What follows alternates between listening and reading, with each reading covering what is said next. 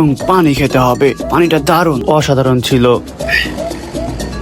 সরাসরি খেয়ে ফেলবো। পারফেক্ট।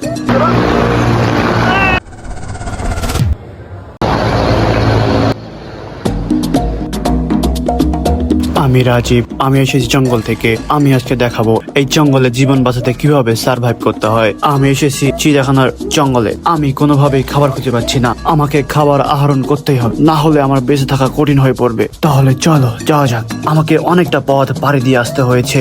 অনেক খোঁজাখুঁজির পরে আমি একটা পচা গাছ পেয়েছি যেখানে সাদা পোকা থাকতে পারে, যা আমাকে প্রচুর পরিমাণ প্রোটিন দিবে। আমার সারাদিন এই প্রোটিনই চলে যাবে। আমাকে এখানে সাদা পোকাগুলো ভালো করে খুঁজতে হবে। আমি অনেক সাদা পোকা পেয়েছি যা প্রচুর পরিমাণ প্রোটিন রয়েছে। এতগুলো পোকা আমি পেয়েছি যা কল্পনার বাইরে, আমি আশাই করিনি। অনেক পেয়েছি আমি, অনেক অনেক অনেক অনেক। আমি এত প্রোটিন পাবো আমি ভাবতে পারিনি। আমাকে এগুলো পরিষ্কার করে খেতে হবে, না হলে পরবর্তীতে ডায়রিয়া হতে পারে। একটু পানি শোধন করতে হবে আমাকে। চলো যাওয়া যাক। আমাকে পানি শোধন করতে হবে, না হলে এই প্রোটিনযুক্ত খাবার আমি গ্রহণ করতে পারবো না। দেখা যাক সামনে জলাশয় পাওয়া যায় কিনা। চলো, এই দেখো আমি ভেজা মাটির সন্ধান পেয়েছি। সামনে মনে হয় জলাশয় রয়েছে। চলো সামনে যাওয়া যাক। অবশেষে আমি পানির ফোয়ারা পেয়েছি। আমাকে এখান থেকে পানি সংগ্রহ করতে হবে এবং পানি খেতে হবে। পানিটা দারুণ অসাধারণ ছিল।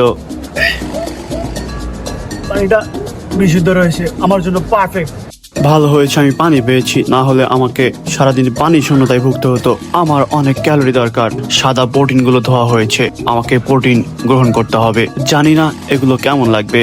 এই হলো প্রোটিনযুক্ত পোকা, এটা সরাসরি খেয়ে ফেলবো। পারফেক্ট, ভালো ছিল।